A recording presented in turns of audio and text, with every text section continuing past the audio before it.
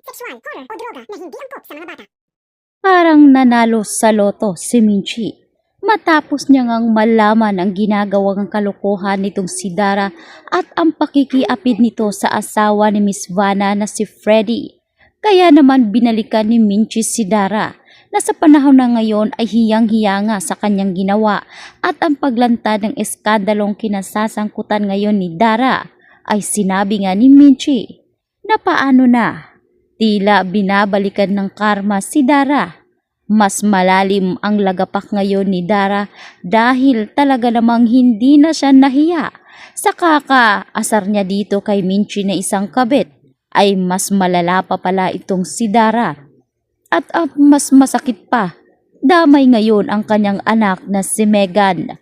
Ano na lamang umano ang sasabihin ng mga humahanga kay Dara ngayon na ang babaeng nagmamakaawa noon dahil niloko ng asawa ay siya na pala ngayong nang aagaw ng asawa.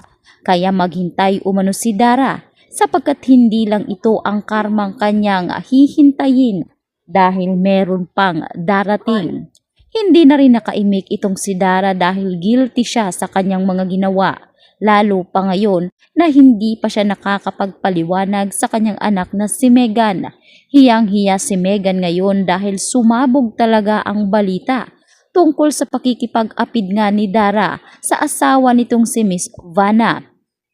Ngayon ay galit na itong si Miss Vanna na susugod kay Dara at dito niya patitikimin ng galit ni Vanna sapagkat hindi na nga raw talaga nahiya itong si Dara at parang wala na itong delikadesa sa kanyang sarili matapos umanong subuking agawin ni Dara noong kabataan nila itong si Freddy habang magkarelasyon pa si Vanna at Freddy. Ngayon ay uulitin pa rin pala ni Dara.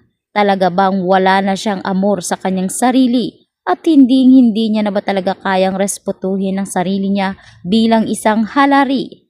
Kaya naman malalaman umano ng lahat ang kanyang mga ginawa. Habang itong si Minchi ay taas noo na nagyayabang dito kay Dara na sana ay ginalingan umano nito ang pagtago ng kanyang sikreto. Ngayon ay baka siya pa ang makukulong sa pakikipag-apid niya.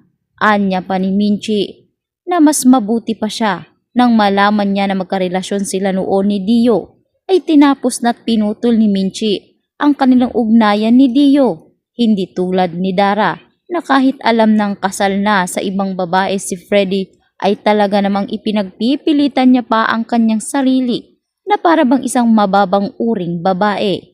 Kaya hintayin umano ni Dara dahil baka makapagdesisyon pa si Miss Vanna na ipakulong ito. Kawawa naman daw umano ang anak niyang si Megan na masyado ring mataas ang tingin sa sarili.